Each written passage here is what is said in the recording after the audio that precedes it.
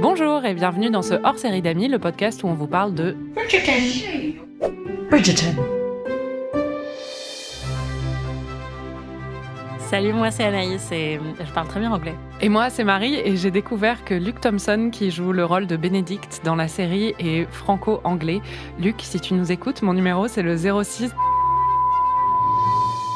Cette semaine, on se plonge dans les 3 premiers épisodes de la 2e saison de Bridgerton. C'est le début d'une ère nouvelle, avec de nouveaux personnages, de nouvelles intrigues. T'en as pensé quoi, Anaïs ? C'est le jour et la nuit, c'est-à-dire que ça commence à ressembler à une série, à quelque chose qui peut se regarder, et peut-être même sans trop de souffrance. Et dès le début, d'ailleurs, selon moi, on voit la différence. Enfin, j'ai commencé à dire qu'on voyait la différence dès les 10 premières secondes. Mais toi aussi, tu l'avais vu un peu. Franchement, moi, je trouve que cette saison est bien mieux déjà, quoi. Non ? Ouais, elle est moins atrocement pourrie, ouais. Tout est une question de perspective. Ouais, d'accord. Bon, je t'avais peut-être un peu hypé pour cette saison. Un tout petit peu. Oui, mais tu as quand même bien remarqué une amélioration assez nette. On va l'entendre, tu as fait la remarque plusieurs fois pendant le visionnage. C'est sûr qu'en termes de sex appeal, on est milliards fois au-dessus du Duc. Ouais. Et puis de performance aussi. Oui, bah oui. Franchement, c'est beau, c'est fun quand même. Oui, c'est bien mieux. Qu'est-ce qui s'est passé pour que la saison 1 soit aussi nulle en comparaison, en fait ? Mais il y en a vraiment qui préfèrent la saison 1, quoi. Ouais, il y a des gens qui aiment les pizzas à l'ananas. Tout existe. Tout existe. Je suis très philosophe en ce moment. Oui, c'est vrai. Tu compares au micro-ondes, à l'ananas.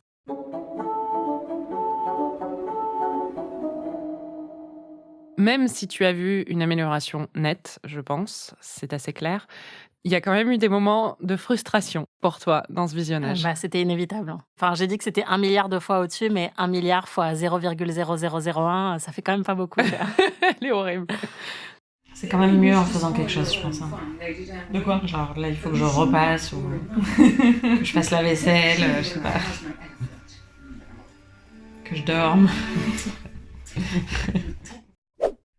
On est toujours en train de regarder le premier épisode là ? On n'est même pas à la moitié, je pense. What ? Mais j'en peux plus, putain. J'ai l'impression... Oh là là. J'ai l'impression que ça fait 2 heures que je regarde ce truc. J'ai phasé en fait. Où suis-je ? Depuis combien de temps suis-je coincée dans cette boucle temporelle ? Mais c'est juste, il y a toujours un stade, je crois, où on arrive dans l'épisode et où je me dis, mais on est toujours dans le même en fait. Genre, pourquoi c'est pas fini ? Pourquoi ? Bon, c'est long peut-être, mais il se passe des choses. Des choses que tu vas devoir résumer en 30 secondes. Alors, cette saison 2, c'est comme Greg le millionnaire, version 1814. Sauf que là, c'est pas Greg le millionnaire, c'est Anthony le râteau, qui a juré de ne plus jamais tomber amoureux, mais qui doit malgré tout trouver une femme à épouser, parce que c'est son destin, c'est son devoir. Et il veut que cette femme soit absolument parfaite, sauf que les femmes parfaites, ça n'existe pas, désolé Anthony. Du coup, il fait du speed dating et il n'arrive pas à trouver, un peu comme toutes les personnes qui font du dating en fait. Jusqu'à ce qu'il rencontre le nouveau diamant de la saison, Edwina Sharma, qui a l'air effectivement parfaite. Et elle ne s'appelle que comme ça, c'est-à-dire qu'il ne prononce jamais son nom autrement que Edwina Sharma. Sauf qu'en fait, il se rend compte qu'il kiffe grave la sœur de Edwina, Kate. Et c'est la merde parce que c'est la sœur de Edwina, quoi. C'est vrai. Voilà. Et il y a des histoires d'allergie aux abeilles aussi. Oui. C'est marrant que tu as référence à Greg le millionnaire parce que je sais que tu es une grande fan de Greg le millionnaire. Je me souviens, tu étais venue me rendre visite quand je vivais à Londres et on était passé sur le pont Millennium et tu m'avais dit à chaque fois que je passe sur ce pont, je pense à Greg le millionnaire. J'étais là, je pense à Harry Potter, à James Bond. Excuse-moi, j'ai des bien meilleures références. C'est ça. Les vrais savent. En tout cas, quand on a regardé ces épisodes, tu étais bien plus investie dans l'histoire. Et comment je le sais ? C'est parce que tu as fait plein de prédictions. Elle a eu le cœur brisé et depuis elle a juré qu'il lui arrivera plus jamais rien d'amoureux. Jusqu'au moment où elle va rencontrer Jonathan Bailey et elle va se dire « Pour lui, je veux croire à l'amour à nouveau. » Tu es prête à écrire ton premier roman ? T'as vu ? Bon, donc en gros, la sœur, elle va tomber amoureuse de Anthony et ils vont aller assez loin dans le courtship et elle va être dégoûtée et lui, il va se rendre compte qu'en fait, il aime l'autre et ça va bien se finir. Et il y a un autre mec qui va arriver à la dernière minute pour choper la sœur, et comme ça, tout est bien qui finit bien. Ou alors la sœur va mourir. Et ils pourront enfin être ensemble tous les deux. T'imagines. Miss Edwina Sharma. Et voilà. Et là, du coup, Anthony va dire ah, bon, bah, du coup, il faut que je me mette avec elle, parce que c'est le diamant de la saison. Et l'autre, elle va être dégoûtée. Et ensuite, il va tomber dans une fontaine, puisque j'ai vu l'image. Et ensuite, il va tomber amoureux d'elle.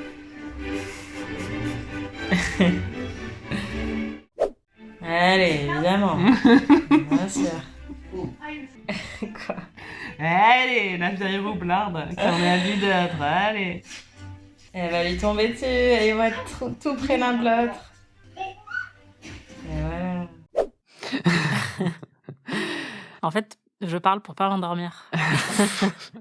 Plus je suis fatiguée, plus je parle. N'importe quoi. En tout cas, t'avais des bonnes prédictions. Ouais, je suis trop forte. Ouais, ou la série est très prévisible. Mais je pense que c'est un peu des deux. Bon, je te propose qu'on fasse un petit point sur les nouveaux personnages qui arrivent dans cette nouvelle saison. Déjà, il n'y a plus le duc, donc c'est une très bonne nouvelle. Quel grand soulagement. Mais il y a des nouvelles arrivantes et un nouvel arrivant aussi. Mais on va d'abord parler de Kate et Edwina Sharma. Je le fais pas aussi bien que toi. On dirait, comment elle s'appelle dans Dory? Ah oui. Je vois. Dans le monde de Nemo. Bref. Donc, c'est les sœurs Sharma qui arrivent. Elles viennent... Qui sont charmantes. Ouais, les sœurs Sharma. Je me déteste. Tu m'épuises aussi un peu. Elles débarquent de Bombay avec leur mère pour passer la saison à Londres et très clairement pour que Edwina trouve un mari. Mais d'abord, il y a Kate, c'est le personnage féminin principal. Elle est jouée par Simone Ashley, qu'on avait vu déjà dans Sex Education. Alors Kate, tu as trouvé la meilleure façon de la décrire pendant le visionnage. Ouais, bon, c'est la cool girl de 1814. Oui, bah quoi. c'est ça. Qu'est-ce que tu veux dire par là, Anaïs? Pour ceux qui n'auraient pas suivi la pop culture ces dernières années, la cool girl, c'est un stéréotype féminin qui est devenu très populaire après la publication du roman Gone Girl et ensuite du film. Et ça fait référence à ces filles qui sont absolument magnifiques, qui correspondent à tous les canons de beauté, qui sont minces, grandes, avec une peau parfaite, des cheveux soyeux, etc. Mais qui se comportent, entre guillemets, comme un mec et qui donc vont représenter une espèce d'archétype idéal pour les hommes parce qu'elles sont tout le temps avec une apparence de mannequin, mais elles bouffent des frites, elles surveillent jamais leur poids, elles rotent après avoir bu de la bière, elles adorent jouer aux jeux vidéo, elles te taillent une petite pipe entre les deux, mais sinon, en fait, elles sont absolument parfaites et elles n'existent pas, évidemment, ce genre de filles.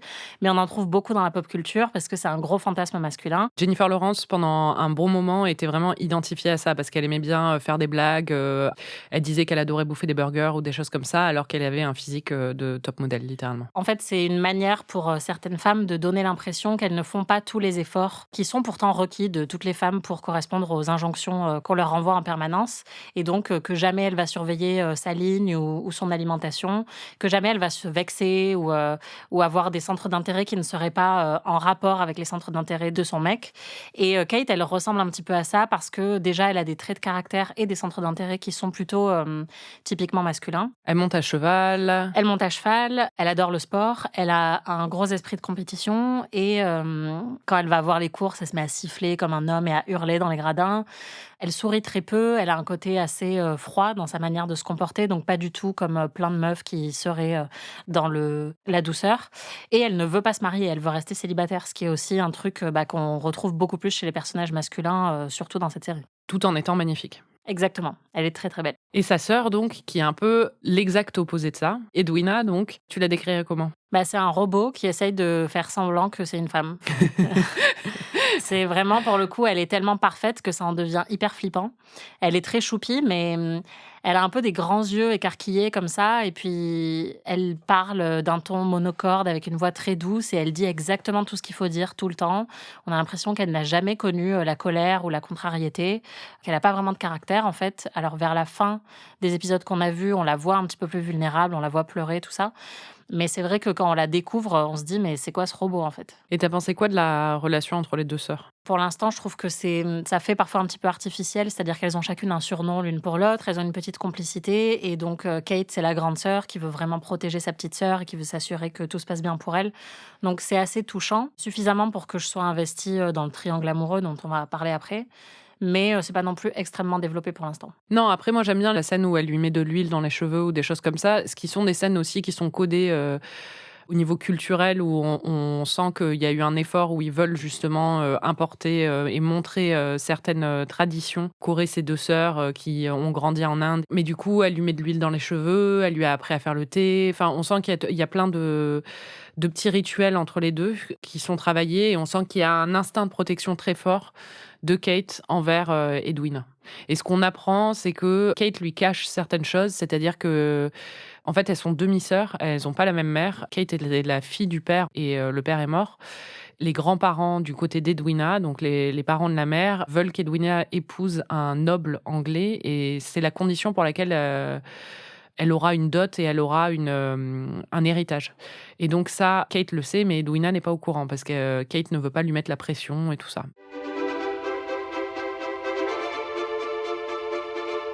Il y a un autre personnage qui a fait son arrivée et qui, bizarrement, a beaucoup plu à Anaïs. J'avoue que ça m'a surprise. Encore un crush inexplicable. Voilà. C'est le nouveau Lord Featherington. L'ancien est mort à la fin de la première saison. Et là, donc, le nouveau arrive. C'est le cousin. On va entendre tes diverses réactions à ce personnage. Ça m'a laissé un peu quoi. Oh, bonsoir. Excusez-moi. Quoi? Lui? Ouais.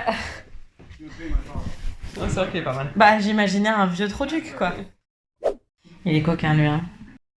J'aimerais pas que tu le trouves beau, lui. Je le trouve pas beau, je le trouve coquinou. C'est pas pareil. Oh, bonsoir, excusez-moi. C'était incroyable. Le dimanche, il peut se passer des choses très bizarres en moi. Oui, visiblement. Mais explique-moi cette attirance pour ce personnage. Non, mais c'est un acteur qui est quand même, je pense, assez attirant, enfin, de manière objective. Après, je veux bien reconnaître qu'il est un peu sinistre dans le rôle qu'il joue dans la série, c'est sûr. Il vient pour foutre la merde. Il représente en fait un gros danger, une grosse vulnérabilité pour les Featherington, puisque... Bon, déjà, apparemment, il a très mauvais goût. Il veut mettre des trucs de chasse partout dans la maison. Et surtout, il veut se trouver une autre femme. Et donc, il va pas du tout les mettre à l'abri, alors que c'est ce qu'elles espéraient. Mais il est charmant. Il fait 2,80 m. Il ressemble un peu à Christian Bale, un peu à Vincent Lacoste. Que demander de plus, quoi. Oui, certes. Moi, ça me va parfaitement. Ouais, on l'a bien compris.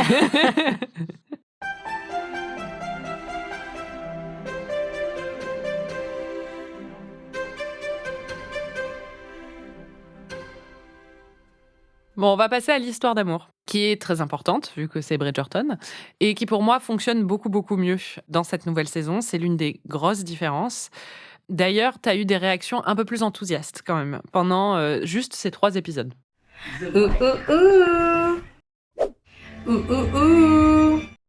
Bah, c'est ton truc signature, Anaïs. C'est pas de ma faute. Je suis en train de lever les yeux au ciel, je me déteste.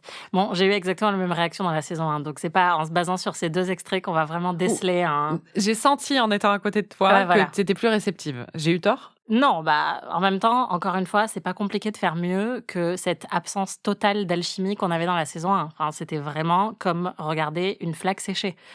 Donc là, c'est sûr que c'est un peu mieux. Moi, je pense que c'est beaucoup mieux quand même. Moi, je pense que ça fonctionne très bien. Mais bon. Je pense déjà que Anthony est un bien meilleur lead romantique que le duc, parce que l'acteur Jonathan Bailey est un bien meilleur acteur. Oh oui. Et qu'il a plus d'alchimie avec tout le monde, en fait, parce que Roger Jean Page avait de l'alchimie avec personne. Ouais, et puis c'est un personnage qui est drôle, en fait, le personnage d'Anthony, qui a vraiment un côté malicieux, parfois un peu maladroit, parfois un peu sec ou touchant. Enfin, vraiment, en fait, il a plein de nuances. Alors que le duc, son seul truc, c'était qu'il était coincé. Donc, c'est aussi beaucoup plus difficile de s'attacher à un personnage comme ça, surtout si on a un interprète qui le joue de manière hyper coincée. Ouais, bah, en plus, je suis pas sûre que le duc était censé être coincé. Je pense qu'il était censé être froid et qu'il apparaît coincé parce que je pense que Roger Jean Page, il s'oublie pas dans son personnage, en fait. Alors qu'on sent que Jonathan Bailey approche Anthony avec beaucoup plus d'humour, comme tu dis, et même dans les moments où il est un peu capricieux, où il est sec ou des choses comme ça, on sent que son interprète s'amuse beaucoup plus avec le personnage et se prend beaucoup moins au sérieux. Et donc, ça se voit à l'écran et ça rend la chose bien plus charmante et agréable à regarder, surtout que il peut y avoir des moments ridicules ou des choses comme ça, mais quand on sent que quelqu'un est game, en fait, bah, ça passe crème, quoi. Oui, complètement. C'est vraiment un gros contraste par rapport à la première saison et je pense que l'effacement total du duc et l'effacement relatif de Daphné t'ont quand même bien plu. On va l'entendre. Mais tu te rends pas compte, c'était vraiment les 2 pires personnages, en fait. Heureusement qu'ils sont plus là, quoi. Anthony et Kate se rencontrent avant qu'ils ne sachent qui ils sont respectivement. Est-ce que tu peux décrire cette première rencontre ? Ça ressemble un peu à Jane Eyre. Oui, il y a un cheval, quoi. Oui, et ils connaissent pas non plus leur identité respective Oui, quand c'est ça. ils se rencontrent dans Jane Eyre.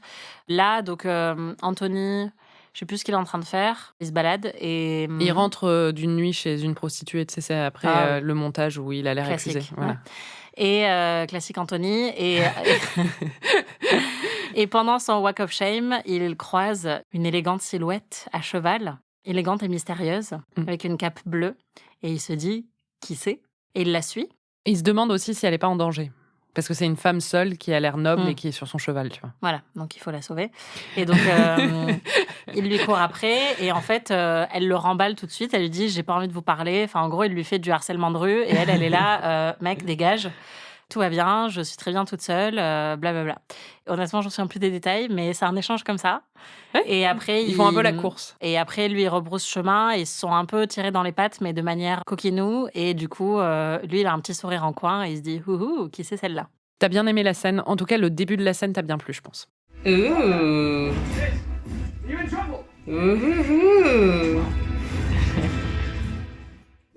Bon, c'est juste dès qu'il y a quelqu'un qui fait du cheval, en fait, je suis contente. Visiblement. Ça amène un petit peu de rythme à cette série. Ils vont se recroiser, évidemment, c'est le principe. Et découvrir qui ils sont, l'un et l'autre. Et découvrir qui s'aiment. Oui, bon, d'abord, avant de découvrir qui s'aiment, ils découvrent qu'ils se détestent. Enfin bon, on sait très bien ce qui se passe derrière, mais il y a une tension qui est très claire. Ils se recroisent pour la fois suivante, ils se recroisent à un bal auquel Kate assiste avec sa sœur. Et en fait, Kate le voit, le reconnaît tout de suite, lui ne la voit pas, mais à un moment, il sort sur la terrasse et il commence à parler à d'autres mecs et elle le suit et commence à écouter sa conversation et le surprend en train de dire qu'il recherche une épouse, mais qu'il ne cherche surtout pas l'amour. Il veut juste une meuf qui soit bonne à enfanter, qui soit pas trop chiante, qui soit intelligente et qui ait des bonnes qualités d'épouse, mais il cherche pas plus loin. Et que c'est très très dur à trouver, quoi. Elle l'entend dire ça, il la surprend en train d'écouter.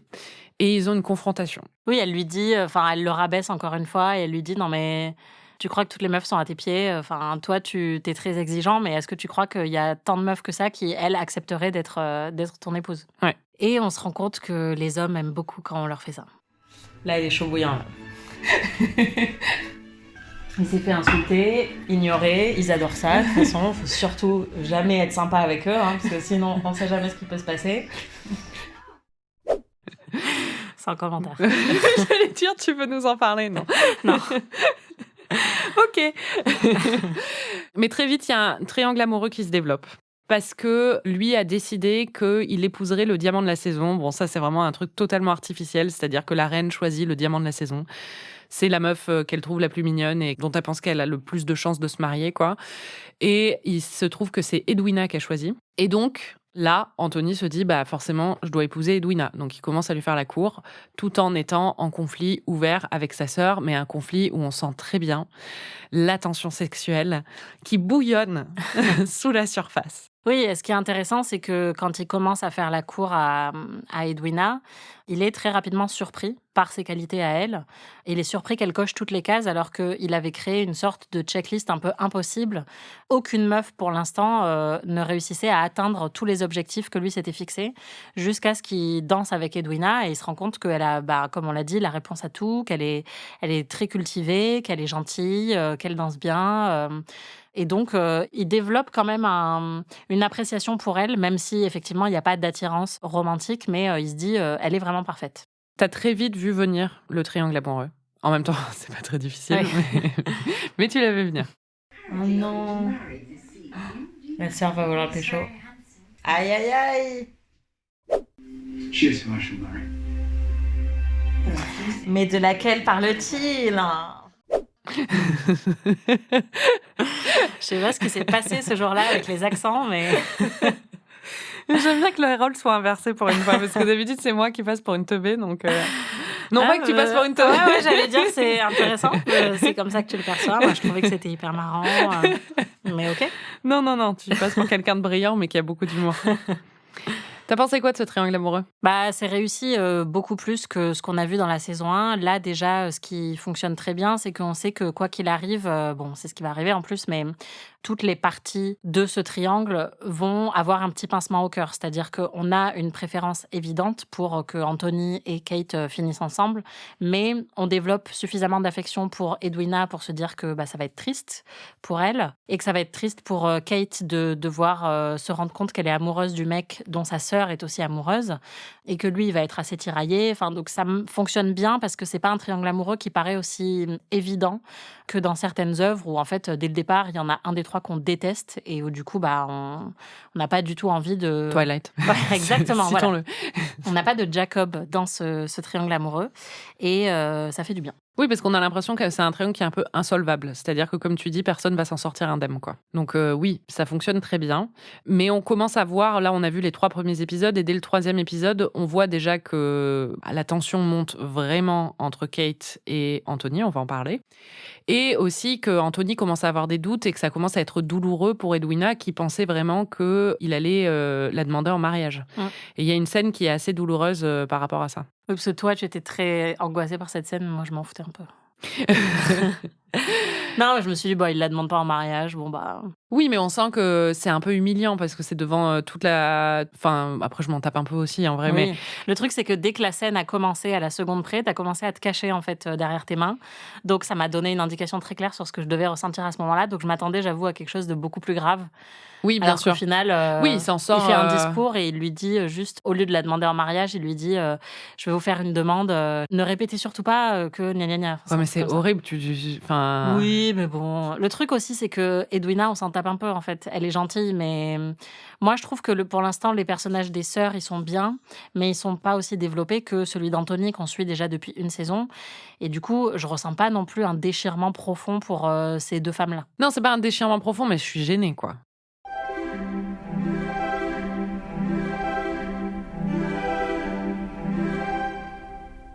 Cet épisode 3, c'est un épisode flashback, comme tu les aimes. On a droit à un épisode flashback sur toutes les saisons de Bridgerton. Enfin, je dis ça, il y en a eu que 2 pour l'instant, mais à chaque fois, il y a droit à un épisode flashback. Et pour l'instant, c'est à chaque fois pour expliquer les daddy issues du personnage masculin principal. Mais là, ils n'expliquent pas que les daddy issues, ils expliquent aussi la faune. la faune préférée de Bridgerton. Ouais. Voilà.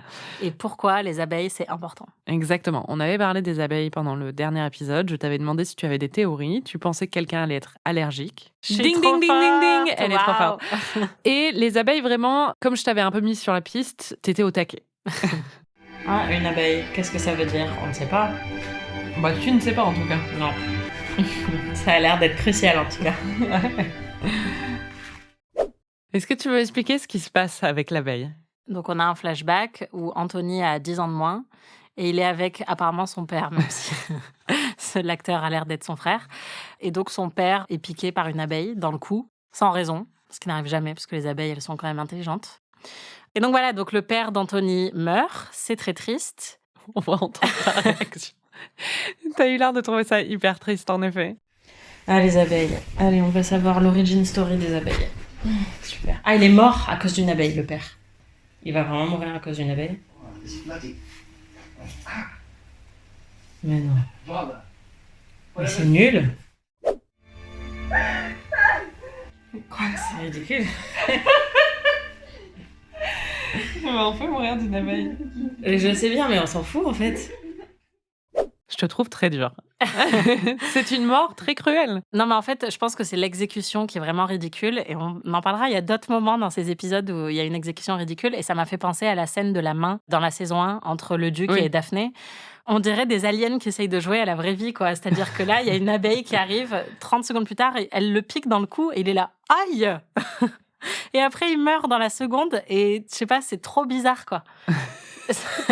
C'est pas l'écriture en soi, c'est l'exécution. Vous voyez la scène où Marion Cotillard, elle meurt dans The Dark Knight Rises. Et elle a été très, très moquée et humiliée pour cette scène de mort où elle fait « C'est exactement pareil, le père avec l'abeille.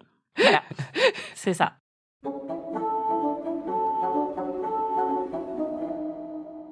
Donc, ça explique des choses sur Anthony.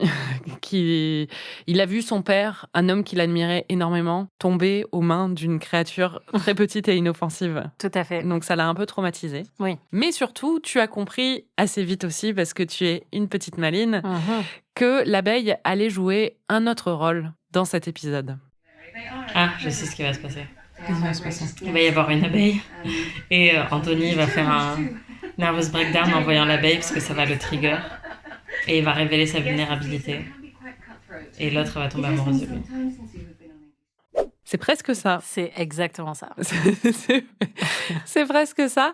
Mais surtout, c'est très drôle après parce que tu as passé tout le reste de l'épisode à chercher des abeilles. Bah, j'étais impatiente. Ouais, on va l'entendre. Oh non, il va devoir aller chercher la balle et il va y avoir des abeilles.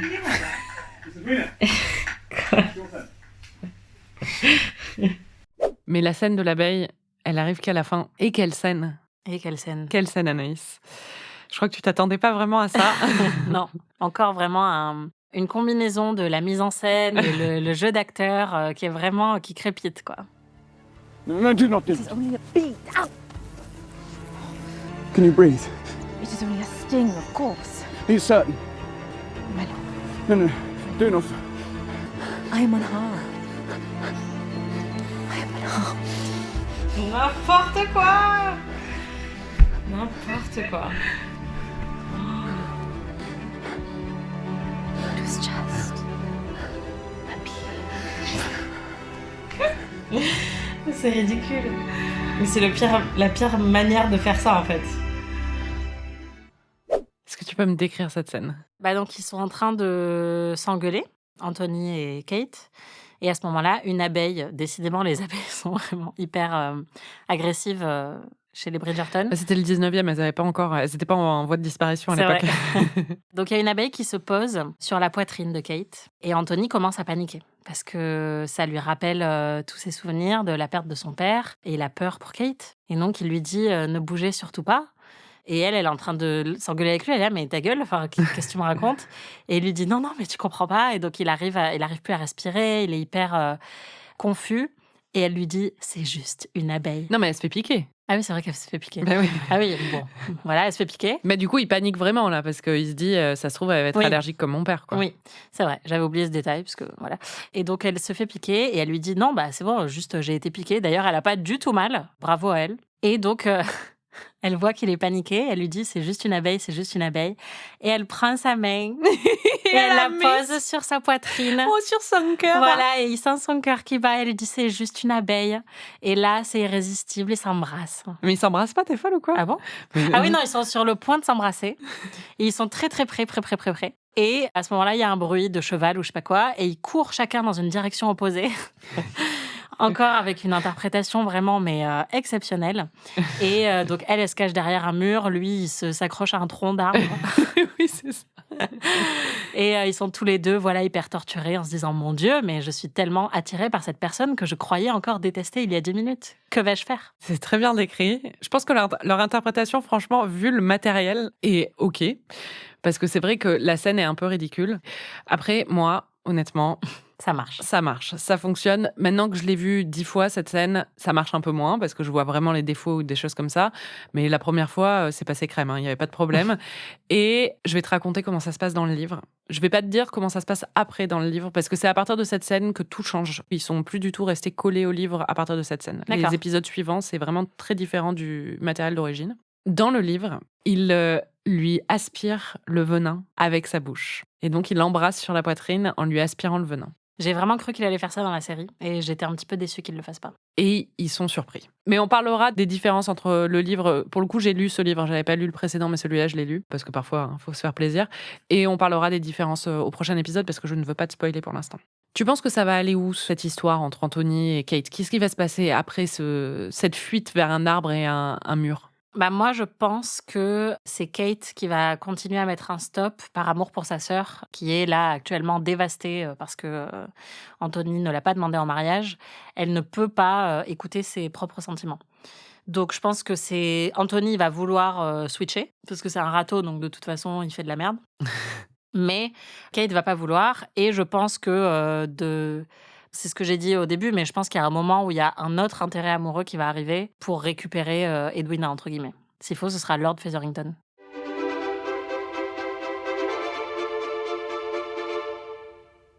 On va passer aux intrigues secondaires, il y en a beaucoup. J'avoue que moi, je pense qu'elle fonctionne mieux aussi que dans la première saison. J'ai pris du plaisir à passer du temps avec ces personnages dans cette saison-là et à me plonger dans cet univers. Même s'il y a encore des gros défauts dans la série, je trouve que ça fonctionne assez bien. La grosse différence, c'est qu'ils ont viré vraiment tous les personnages et acteurs qui étaient pourris.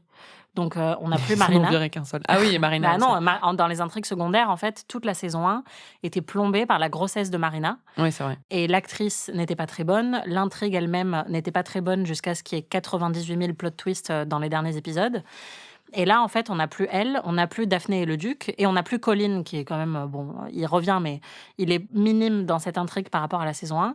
Et donc, il reste que, personnellement, mes personnages secondaires préférés. Donc, évidemment, je suis beaucoup plus à fond. Ah, carrément, à fond. Enfin, T'es en 3e. T'es pas encore en 5e. ouais, voilà, c'est ça. J'ai pas le permis. Hein, mais... Exactement comme dans la vie. On va parler justement de tes personnages préférés ou de tes intrigues secondaires préférées. On commence par Héloïse, qui fait son entrée sur la scène maritale, qui doit aller au bal, quoi. C'est ça, parce qu'elle devient grande. C'est Héloïse qui veut pas devenir une femme. Mm. Ah ouais, bah putain, je la comprends. On dirait un balai à chiottes. Je précise, c'est parce qu'elle porte une grosse plume au-dessus de la tête. Ouais, voilà. T'avais des espoirs pour Héloïse. Des espoirs... 20, disons-le. Héloïse, elle va rencontrer une meuf un peu butch qui conduit des calèches et elle va lui dire « Allez, viens, je t'emmène ». Ce serait bien. Tu devrais être consultante sur cette série. Ouais, voilà, c'est littéralement Downton Abbey, mais queer. C'est clair. Héloïse mène son enquête sur Whistledown, on va y revenir, mais en menant son enquête, en fait, elle va dans une imprimerie où elle pense que Whistledown imprime ses feuillets. Et elle tombe sur un imprimeur qui est assez mignon. Ouais, très mignon. Donc là, tu t'es un peu rendu compte qu'elle allait pas avoir une relation avec une meuf butch, mais qu'elle allait peut-être avoir une relation avec l'imprimeur. Ils vont Ken. Ça va Ken. Oui, bah très clairement, enfin, c'est un peu ce qu'ils établissent quand même. C'est-à-dire que l'acteur est assez mignon, ils ont une répartie qui crépite un petit peu tous les deux, donc c'est qu'une scène qu'ils partagent, mais bon. De toute façon, dans ces séries-là et ces romans-là, si tu vois deux personnages de sexe opposé qui sont attirants, qui s'engueulent, c'est qu'à un moment, il faut qu'il se passe un truc. C'est que, au fond, parce que c'est ça la leçon, c'est quand tu détestes quelqu'un, en vrai, t'as envie de le sauter. C'est clair. N'écoutez pas cette leçon, parce que ça n'est pas vrai. Mais dans ces films et ces séries, c'est comme ça que ça fonctionne et c'est ça qui est marrant, en vrai.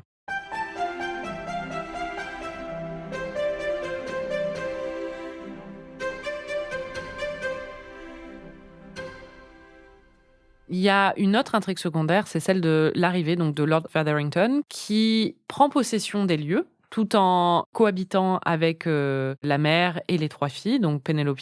Et Lord Featherington, tout de suite, il décide en fait qu'il doit se marier. Mais ça, tu l'as aussi mal vécu que la mère.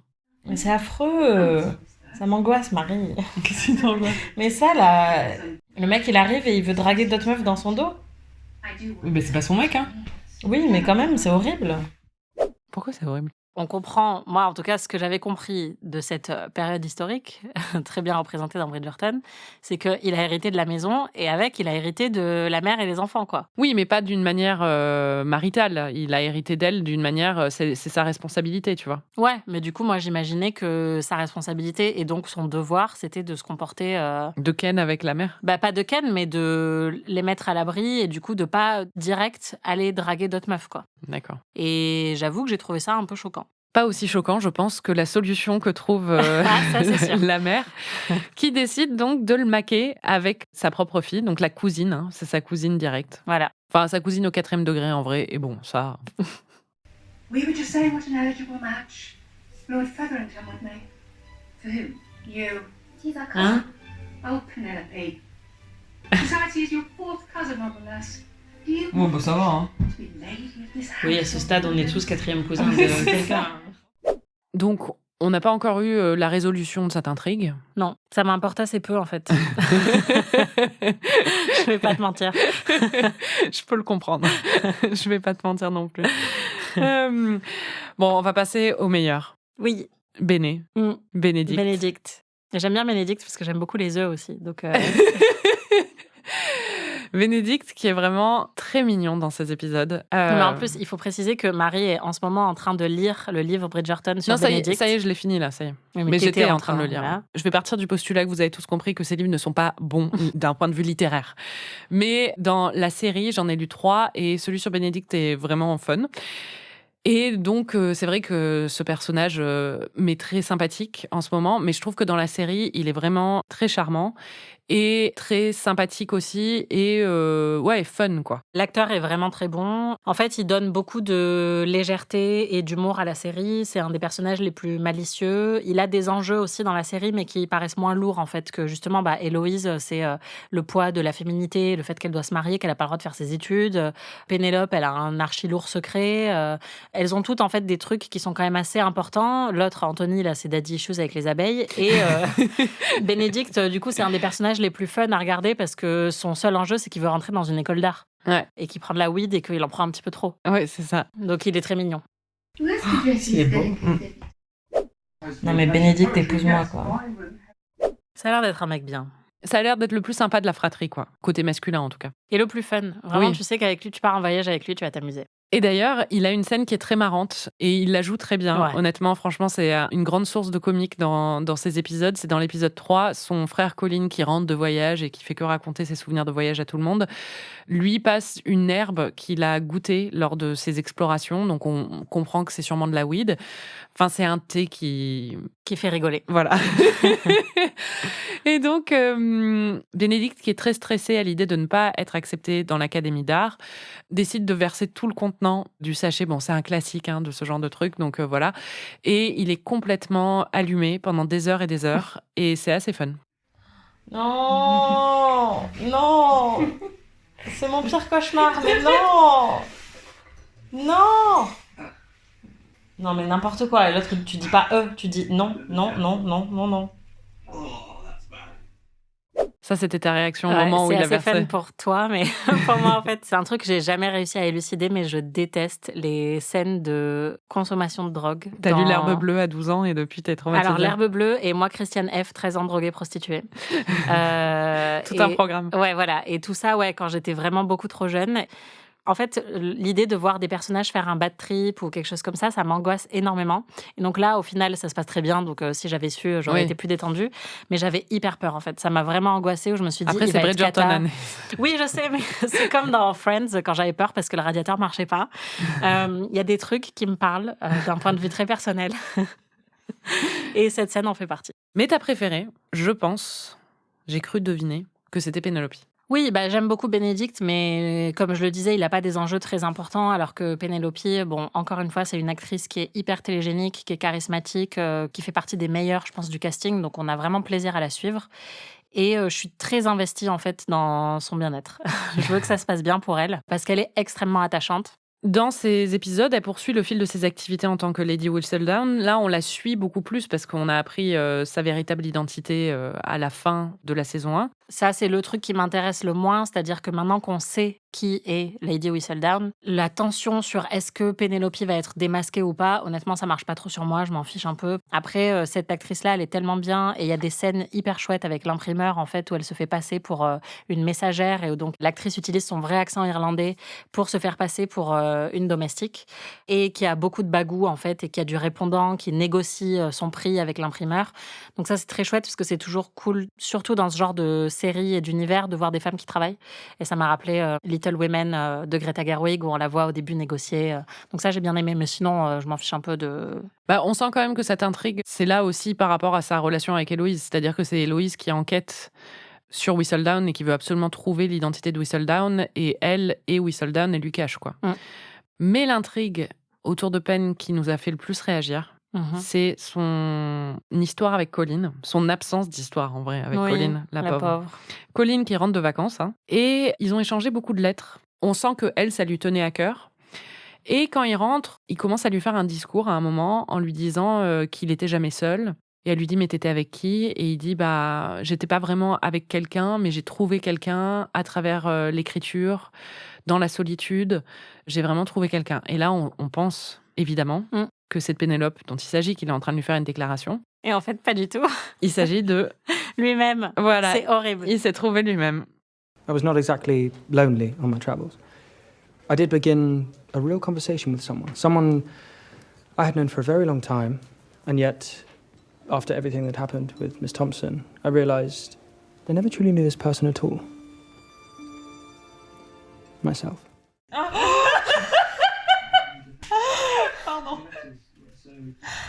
Oh non, c'est horrible, je crois qu'il parlait d'elle. Bah oui, tout le monde croit qu'il parle d'elle. Elle croit qu'il parle d'elle aussi. Non, mais il faut le mettre au cachot, ouais.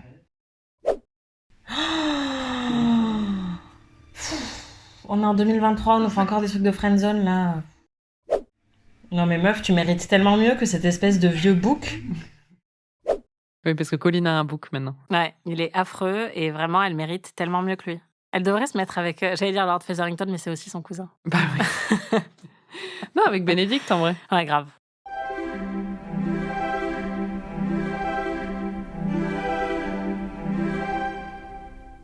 Est-ce que tu as hâte de voir la suite? Plus que pour la saison 1. Bah là, vraiment, on est sur une série qui est pas excellente et qui a des épisodes beaucoup trop longs, mais vraiment beaucoup trop longs, mais qui est assez fun à regarder. Le problème, vraiment, c'est aussi le choix de méthode de visionnage qu'on a fait, qui est de les binger, quoi. Parce que vraiment, moi, par contre, voir 3h30 de ce truc, c'était dur. Oui, après, on pouvait pas faire un épisode par épisode. En plus, on n'aurait pas eu grand-chose à dire au final. Non, c'est ça. Donc, mais je pense que ça joue beaucoup sur mon impatience parce que, bah, comme je l'ai dit, déjà, si je peux tricoter en même temps ou, je sais pas, passer l'aspirateur, honnêtement, ça passerait beaucoup plus facilement. Et en plus, le fait de regarder un épisode par-ci, un épisode par-là, je pense que ça me conviendrait aussi beaucoup plus. Ou j'en regarderais 3 si j'étais vraiment en mode gueule de bois, échouée sur mon canapé, je peux pas bouger, je suis en train de pleurer alors que je comprends pas pourquoi. Enfin, tu vois, genre là, oui, ça passerait nickel. C'est marrant parce que je pense que c'est mon cas et le cas de, je pense, la très grande majorité des gens qui ont regardé cette série, c'est qu'on la dévore en vrai en 24 heures, quoi. C'est fou.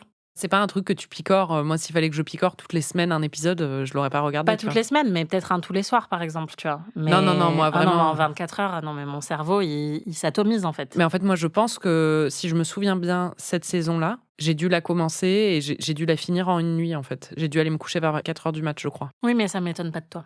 Je sais pas trop comment le prendre. Bah, mais... parce que t'aimes bien, enfin, tu fais pareil avec les livres, enfin, oui, quand t'es à c'est fond ça. dans un truc.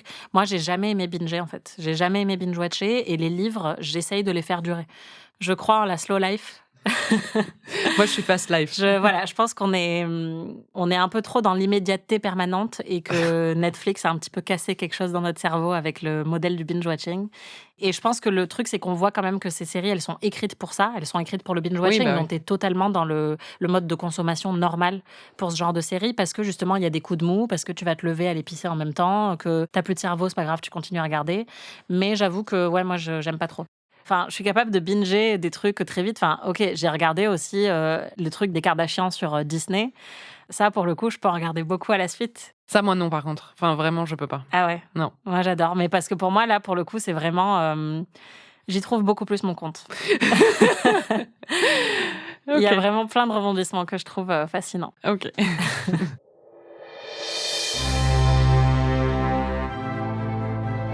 C'était Ami. Merci Anaïs. Merci Marie. Vous pouvez retrouver tous les épisodes d'Ami sur Slate Audio ou votre plateforme de podcast préférée. La semaine prochaine, on va regarder 3 épisodes. Bridgerton. Désolée, c'est le découpage qu'il faut pour ces épisodes. Donc, on va regarder les épisodes 4, 5 et 6 de la saison 2. Je vais aller m'acheter de la laine. Hein. Je vais tricoter. Tricote si tu veux. Ça va m'énerver parce que tu peux pas regarder. Tu sais tricoter. Je sais pas tricoter. Je tricote très mal, donc je suis incapable de tricoter, de regarder une série en même temps. Mais c'est ça. Parce que je refais mes points toutes les semaines. La dernière fois qu'elle a tricoté une écharpe, Anaïs, pour la petite histoire, genre tous les 2 jours, elle me disait, je l'ai défaite, je l'ai recommencée. J'étais là, tu vas jamais la finir. On aurait vraiment dit Thérèse une serpillière dans le comment ça s'appelle, le Père Noël est une ordure. Ouais. N'hésitez pas à regarder la série en même temps que nous, elle est disponible sur Netflix, et à partager vos impressions sur les réseaux sociaux. Et vous pouvez aussi écouter notre autre podcast PIC TV où on analyse l'actualité des séries. Si vous avez aimé cet épisode, vous pouvez nous laisser 5 étoiles et un petit commentaire, ou vous pouvez nous hyper auprès de tous vos amis. On se retrouve la semaine prochaine pour de nouvelles aventures. Salut! Ami est un podcast d'Anaïs Bordage et Marie Telling, produit par Slate Podcast. Direction éditoriale Christophe Caron. Production éditoriale, prise de son et réalisation Aurélie Rodriguez. Musique Victor Benamou. On a quelques bonus, parce qu'on a beaucoup réagi. Ta fierté d'avoir trouvé qui était Whistledown ne disparaît toujours pas. Je suis contente d'avoir deviné que c'était elle. Mais oui, t'as bien raison, bravo. On dirait vraiment le trophée en carton. C'est genre, mais oui, c'est bien, bravo. T'as trouvé un truc. Il y a une scène avec des zèbres aussi. Mm. Et alors, pour ceux qui ne le savent pas, un zèbre, dans le langage psy de ces dernières années, c'est quelqu'un de surdoué. Parce que c'est quelqu'un qui est comme un cheval, mais pas vraiment. Non, c'est surtout parce qu'il n'y en a aucun qui a les mêmes rayures. Ah oui, d'accord, excuse-moi. Parce que ce qu'il faut savoir, c'est qu'Anaïs, c'est une zèbre. Non, mais ça, vraiment, une zèbre diagnostiquée par plein de gens qui ne sont pas habilités à me diagnostiquer. Non, mais bon, voilà. Et donc... Et donc, quand il y a eu une scène avec des zèbres, on a toutes les deux eu la même réaction. They are called zebra. Striped horses. Parle de moi. 7 more arrivals. Though I can't think what to name them. L'humour de surdoué, c'est tellement drôle.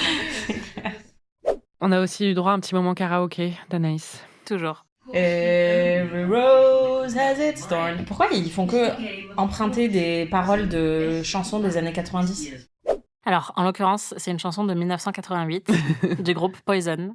Et on mettra, parce que vous verrez, vraiment, je chante très bien.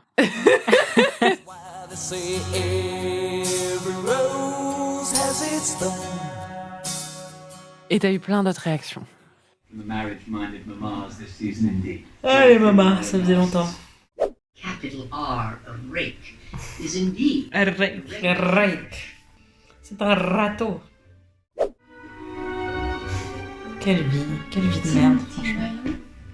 Les hommes sont des goujats, ça m'angoisse. Je crois que je préférais quand ils étaient tous honnêtes. T'as dit quoi? Daddy issues. C'est pénible. Si un héros n'a pas de daddy issues, Anaïs. Qui est-il? Exactement.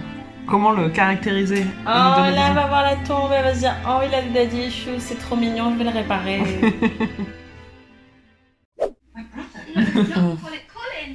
C'est Colin ça? Bah ouais.